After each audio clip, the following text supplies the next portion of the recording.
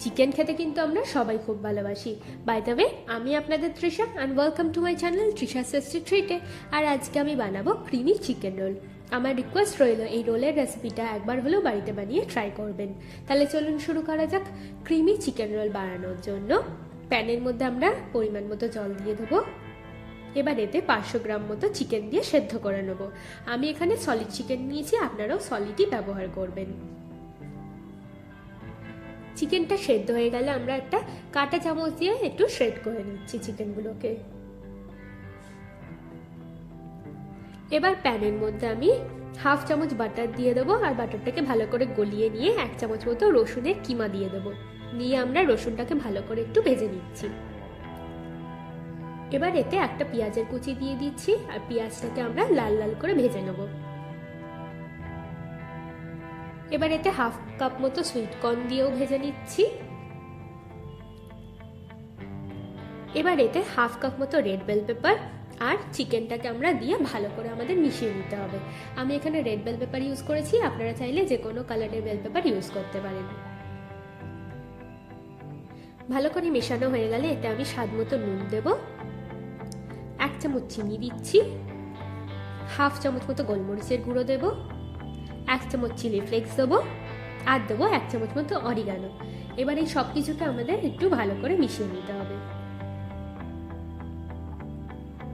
ভালো করে মেশানো হয়ে গেলে এর মধ্যে আমরা দিচ্ছি 5 থেকে 6 চামচ মতো ক্রিম চিজ দিয়ে আমরা ভালো করে এটাকে মিশিয়ে নেব।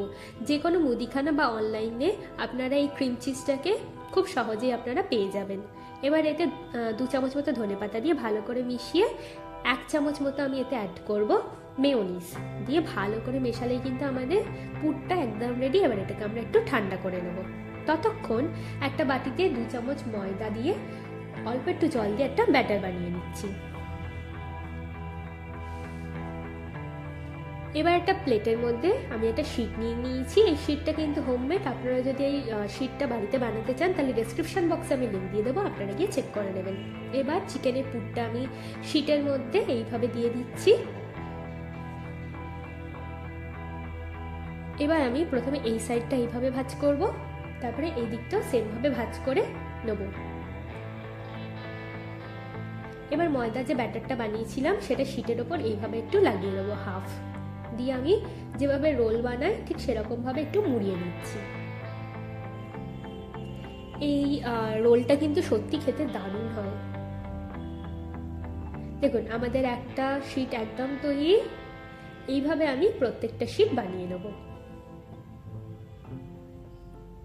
এবার একটা বোলের মধ্যে আমি 2টো ডিম দিয়ে দেবো, আরও দেবো স্বাদ মতো নুন আর 2 চামচ মতো কর্নফ্লাওয়ার দিয়ে আমি ভালো করে মিশিয়ে একটা ব্যাটার বানিয়ে নিচ্ছি।